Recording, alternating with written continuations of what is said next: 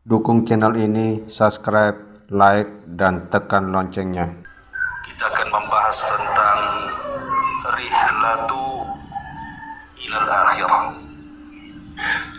perjalanan manusia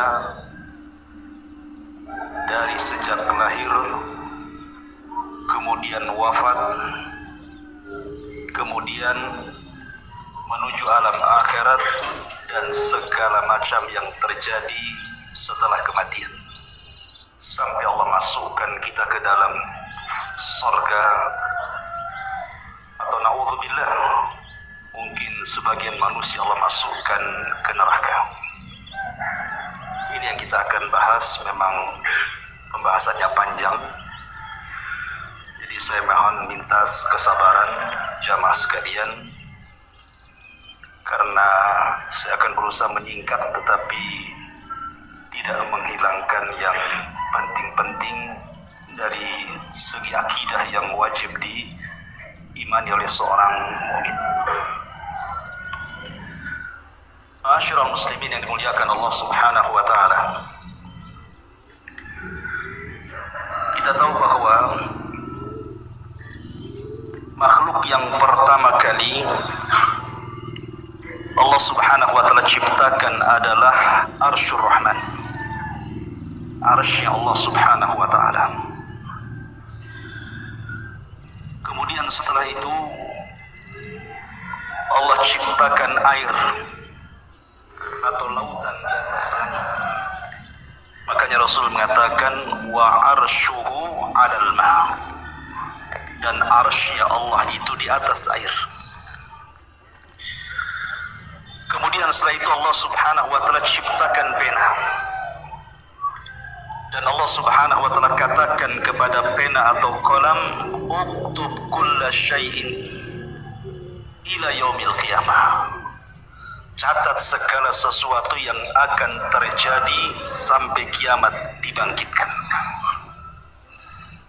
Maka kolam pun kemudian mencatat segala sesuatu yang kemudian diletakkan di sebuah papan yang disebut dengan lauh, dan papan tersebut dijaga oleh para malaikat sehingga disebut Lauhil Mahfuz. Maka setelah itu Allah Subhanahu wa taala menciptakan yang lainnya, termasuk menciptakan langit dan bumi dalam 6 hari.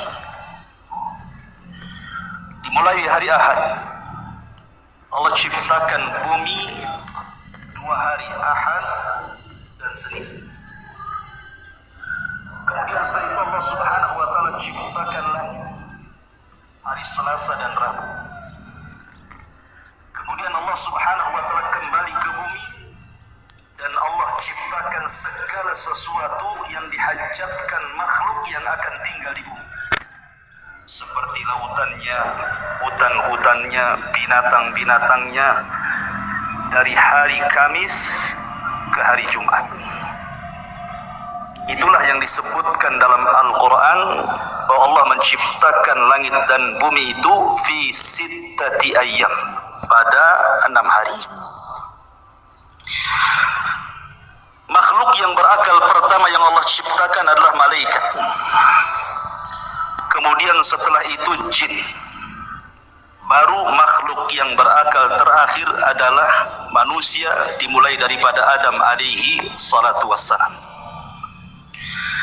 Dan tertib ini berdasarkan sabda Nabi, khuliqatil malaikatu min nur wa khuliqatil jan min marijim min nar wa khuliqa lakum wa khuliqa Adam mimma wusifa lakum. Diciptakan malaikat dari cahaya, diciptakan jin dari ujung nyala api, dan diciptakan Adam sebagaimana yang Allah sifatkan kepada kalian, sepertilah bentuk Adam alaihi salatu wassalam. Tapi tentu penciptaan Adam akan berbeda dengan anak turunannya, karena Adam diciptakan oleh Allah Subhanahu wa taala secara langsung, di mana Allah Subhanahu wa taala perintahkan malakul maut untuk mengambil tanah-tanah dan sifat-sifat tanah yang ada di bumi, kemudian diangkat ke langit dan dibentuk. Setelah dibentuk sedemikian rupa, sehingga Allah katakan laqad khalaqnal insana fi ahsani taqwim, kami ciptakan manusia itu seindah-indahnya bentuk. Maka Allah Subhanahu wa taala tiupkan ruh dan Allah perintahkan malaikat untuk sujud kepada Adam. Wa idz qala rabbuka lil malaikati isjudu li Adam fasajadu illa iblis. Dan ketika Allah perintahkan kepada para malaikat sujudlah kepada Adam, semua malaikat sujud kecuali iblis. Iblis tidak mau sujud. Dari sinilah penciptaan Adam sejak saat itu memiliki musuh yang disebut dengan iblis. Sebagian ulama mengatakan iblis ini dari kalangan malaikat yang maksiat. Tapi pendapat yang kuat, iblis ini dari kalangan jin, sebagaimana Allah katakan kana minal jin fa fasaqa an amri rabbi. Iblis itu bagian dari jin yang bermaksiat kepada perintah Allah Subhanahu wa taala. Kemudian Adam alaihi salatu wassalam Allah masukkan ke dalam surga. Surga itu sesuatu yang nikmat di dalamnya. Ada kebun-kebunnya, ada tanam-tanamannya, ada rumah-rumah yang indah, istana-istana yang megah, sungai-sungai yang luar biasa. Namun karena Adam hidup sendirian, Adam ketakutan di surga. Sehingga Allah Subhanahu wa taala kehendaki untuk menciptakan satu makhluk yang akan menemani Adam di surga. Tidurlah Adam. Tiba-tiba Allah ambil tulang rusuk yang paling atas yang dekat jantung, yang paling bengkok sebelah atas, kemudian diciptakan Hawa dari tulang itu. Makanya Rasul mengatakan khuliqatil mar'atu min dila'in. Manusia, wanita itu diciptakan dari tulang rusuk yang paling atas, yang paling bengkok, yang dekat dengan jantung. Tiba-tiba Adam bangun, rupanya di sampingnya ada Hawa. Adam kaget dan mengatakan, man anti, siapa anda? Maka wanita ini mengatakan, ana Hawa. Hawa itu oksigen artinya. Kenapa disebut Hawa? Karena dicipta dari benda yang hidup. Adam itu makhluk yang hidup. Hawa tercipta dari Adam, maka disebut Hawa. Kemudian Adam mengatakan, untuk apa engkau ciptakan? Untuk apa Allah ciptakan dirimu? Hawa mengatakan, untuk menjadikan ketenangan bagimu. Dari sini Allah katakan, wa min ayatihi an khalaqa lakum min anfusikum azwaja litaskunu ilaiha wa ja'ala bainakum mawaddatan wa rahmah. Inna fi dzalika laayatin liqaumi yatafakkarun. Kalau dengar ayat ini rasanya ingat waktu kawinnya. Dan ini ayat yang biasa dibaca orang kalau menikah ya. Khutbah nikahnya mesti baca ayat ini. Wa min ayatih, dan dari tanda-tanda kebesaran Allah, an khalaqa lakum, Allah menciptakan kalian. Dari ciptaan ini Allah ciptakan yang lainnya azwaja, menjadi berpasang-pasangan. Untuk apa pasangan diciptakan? Litaskunu ilaiha, supaya memberikan ketenangan. Di mana suami tenang dengan istrinya, istri tenang dengan suaminya. Makanya orang yang tidak pernah menikah nggak akan tenang. Saat tenang-tenangnya pun tidak akan tenang dia. Gimana? Masak sendiri kan itu.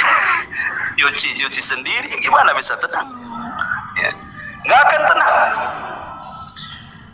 Dan ketenangan itu mukjizat dari Allah Subhanahu wa taala. Dengan ketenangan itu lahirlah mawaddatan wa rahmah. Timbul rasa cinta, timbul pula kasih sayang di situ. Padahal sebelumnya tidak saling mengenal. Terkadang main jodoh-jodohan saja tuh. Tapi dari sini Allah ciptakan Hawa untuk Adam supaya Adam tenang di surga. Tapi dengan hikmah Allah Subhanahu wa taala yang Allah kehendaki, yang sudah dicatat di Lauhil Mahfuz, Adam pun harus melakukan satu maksiat di sorga.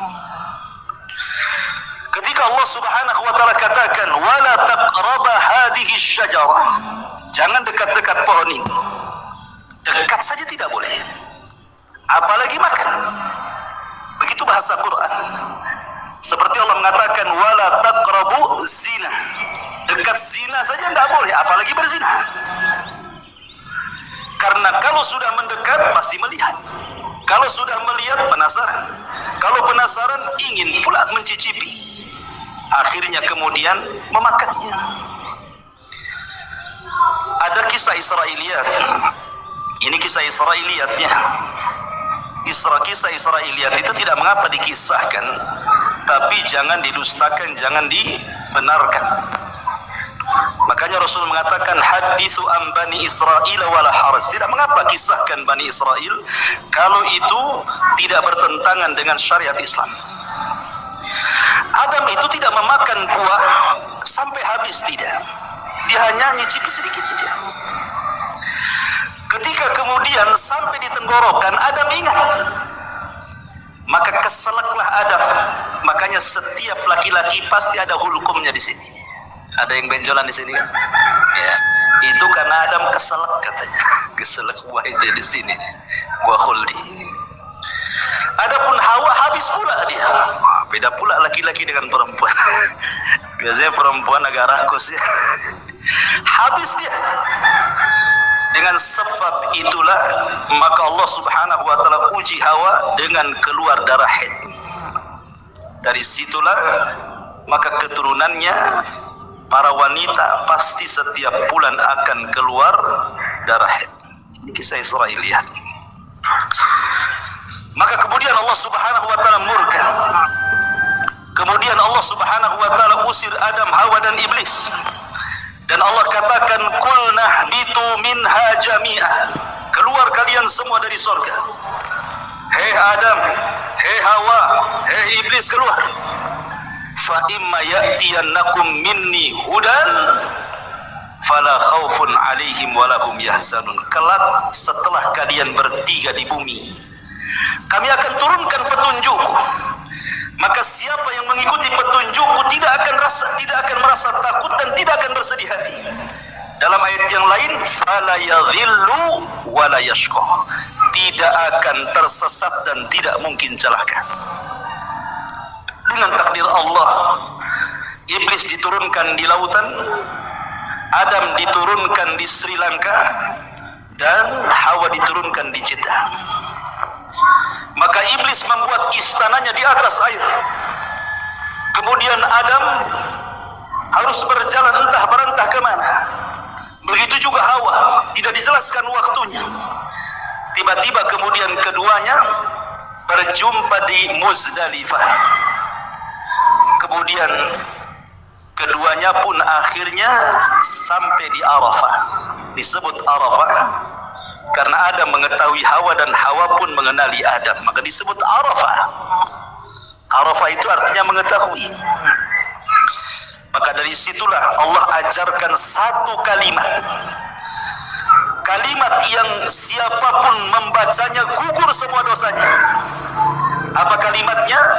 Rabbana zalamna anfusana wa illam taghfir lana wa tarhamna lanakunanna minal khasirin. Inilah kalimat yang pertama diucap di kolong langit. Adam dan Hawa diajarkan kalimat ini. Fatalaqqa Adam min rabbihi kalimat. Rabbana zalamna anfusana ya Rabb. Kami telah mendolimi diri-diri kami. Kalau engkau tidak merahmati dan tidak mengampuni dosa kami, tentu kami termasuk orang-orang yang merugi. Maka Adam dan Hawa pun Allah ampuni dosa-dosanya. Kemudian keduanya diizinkan untuk masuk ke haram. Maka Adam pun menetap di tempat yang di situ dibangun Ka'bah hari ini. Itulah tempat pertama di bumi Allah diibadahi oleh manusia. Disitulah Adam beribadah bersama Hawa. Kemudian Allah Subhanahu wa taala takdirkan Adam berhubungan dengan Hawa. Dari sini anak turunan Adam penciptaannya berbeda. Sebagaimana hadis Abdullah ibn Mas'ud radhiyallahu anhu, ketika Allah air sperma kemudian masuk ke rahim perempuan, maka 40 hari menjadi segumpal nutfah sperma. Kemudian 40 hari berikutnya menjadi segumpal darah. Kemudian 4 hari berikutnya menjadi segumpal daging. Kemudian terangkailah badan manusia. Artinya kalau sudah 4 bulan sudah berbentuk tuh. Mana kepalanya, mana tangannya, mana badannya, mana kakinya. Di WSG pun tahu kelaminnya sekarang. Disitulah Allah tiupkan ruh lewat para malaikat, dan Allah perintahkan malaikat itu tiupkan ruh kepada janin itu. Kemudian catat rizkinya, catat amalannya, catat ajalnya, catat su'ul khotimah dan husnul khotimahnya. Maka setelah 9 bulan, maka lahirlah janin tersebut menjadi manusia. Hawa melahirkan 20 kali, dan setiap kelahiran selalu kembar, sehingga putra Adam berjumlah 40, 20 laki-laki dan 20 perempuan. Kemudian setelah anak-anak Adam kemudian besar, kita tahu bahwa tujuan diciptakan manusia itu disebut khalifah, karena Allah yang mengatakan inni ja'ilun fil ardi khalifah. Apa sih khalifah itu? Khalifah itu artinya yakhlufu ba'duhu ba'dha. Artinya manusia ini makhluk yang bergenerasi. Meninggal generasi pertama, lahir generasi kedua. Meninggal generasi kedua, lahir generasi ketiga, dan begitu seterusnya. Itu disebut khalifah. Sehingga Adam harus punya keturunan, karena Adam tidak mungkin hidup selamanya. Anak-anaknya pun tidak mungkin hidup selamanya. Makanya Allah syariatkan kepada anak-anak Adam untuk menikah, tetapi dengan cara silang, di mana masing-masing kembaran tidak boleh menikah dengan kembarannya, tetapi disilangkan dengan kembaran orang lain. Maka anak terbesar Qabil dan adiknya Habil diperintah untuk menyilang. Tiba-tiba Qabil terfitnah oleh iblis. Iblis datang kepada Qabil, mewaswasi Qabil, karena selama ini iblis berusaha untuk menggoda Adam dan Hawa. Adam dan Hawa sudah kapok, tidak mungkin digoda lagi. Cukuplah godaan terjadi di surga, sehingga iblis tidak bisa menggoda Adam dan Hawa. Akhirnya yang digoda adalah anak turunannya. Datang kepada Qabil dan mengatakan jangan mau. Itu kembarannya si Habil itu jelek, kembaranmu cantik. Ngapain kau dapat jelek? Bagus dapat yang cantik. Dari sini kita tahu tabiat laki-laki itu suka yang cantik. Kalau perempuan ganteng itu bonus, yang penting kaya. Ya kan?